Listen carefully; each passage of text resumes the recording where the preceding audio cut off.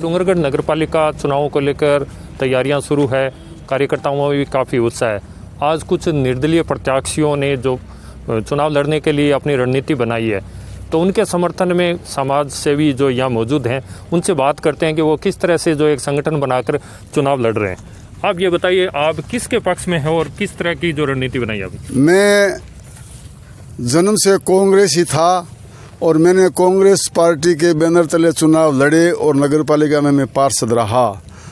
हालांकि कांग्रेस का बोर्ड नहीं बना, परंतु हमने जनहित के सुझाव दिए, जैसे नगरपालिका द्वारा आवासीय कॉलोनी स्वीकृत करके टाउन प्लान से नक्शे बनाए। 25 जनवरी 2010 के प्रस्ताव संख्या 9 में ये क्लियर लिखा हुआ है कि खसरा नंबर 612 और 458 में नगरपालिका आवासीय कॉलोनी बसाएगी। 10 वर्ष व्यतीत होने के बाद कस्बे के अंदर प्राइवेट कॉलोनाइजर कॉलोनियां काट रहे हैं, उसके पट्टे नगरपालिका जारी करती है। नगरपालिका स्वयं की जमीन पर एक भी कॉलोनी नहीं काटी।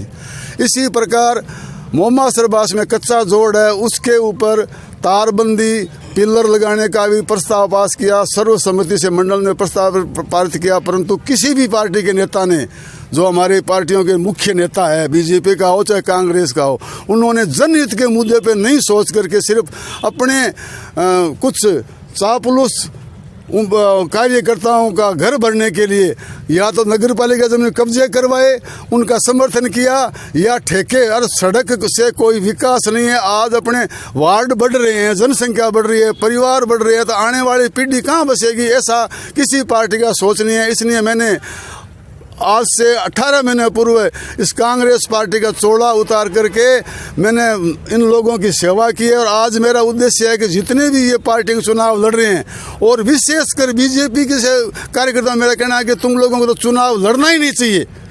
और कांग्रेस के कार्यकर्ता 2 साल से नगरपालिका पे कुंडली मारे बैठे हैं, उन्होंने भी कोई अच्छा काम नहीं किया है।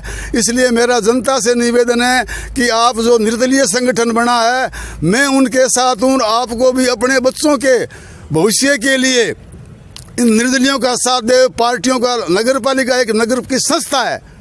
आप राजनीति कीजिए, विधानसभा के चुनाव में, लोकसभा चुनाव में, नगरपालिका चुनाव में आपकी ये संस्था है। आप उदाहरण है ये, सन 1982 से पहले शंबुल से चुनाव नहीं होता था तो गांव में पट्टे बनते थे। उस समय नगरपालिका चुंगी और फाटक पे आश्रित थी। आज तो बजट बहुत मिलता है, परंतु उस बजट को ये नेताओं के चमचे, चापलूस, भूमाफिया। आपको बीच में रोकना चाहूँगा जी। श्री डूंगरगढ़ में जो एक विकास मोर्चा बना है, श्री डूंगरगढ़ भी जो विकास मोर्चा, हाँ, तो क्या आप उसके समर्थन में?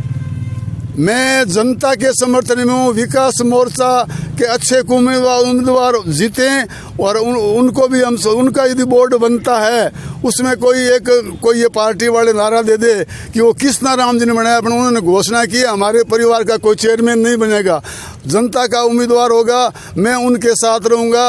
और हम इन पार्टियों को कभी समर्थन नहीं देंगे, चाहे हम एक भी जीतेंगे तो इनको वोट नहीं देंगे, हम नोटों पे दे देंगे, हम खुद उम्मीदवार खड़े हो जाएंगे। फिलहाल 40 सीटों पे चुनाव लड़ेंगे आप?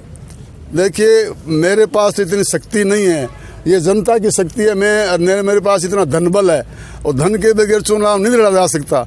मुझे भी जनता लड़ा रही है, खर्चा भी इनका लग रहा है, मेरे पास कोई पैसा नहीं। मैं जनता को, मतलब जनता के लिए लड़ूंगा, चाहे बोर्ड किसी का बने। ये मुद्दे मेरे उठाए हुए हैं, कोई चैलेंज है मेरा, मैं प्रूफ दे सकता हूँ और आगे भी लड़ूंगा और इन बच्चों के भविष्य के लिए लड़ूंगा, कस्बे के विकास के लिए लड़ूंगा। जी बिल्कुल, जिस तरह से कांग्रेस और भाजपा यहाँ चुनाव लड़ रही है, अब तीसरे मोर्चे के रूप में भी यहाँ उदय हो चुका है और निर्दलियों की जो तैयारियाँ हैं उसको देखना होगा कि जनता की उम्मीदों पर वो कितना खरा उतर पाते हैं। कैमरामैन परवीन के साथ कैलाश राजपुरोहित, इंडिया न्यूज़, श्री डूंगरगढ़।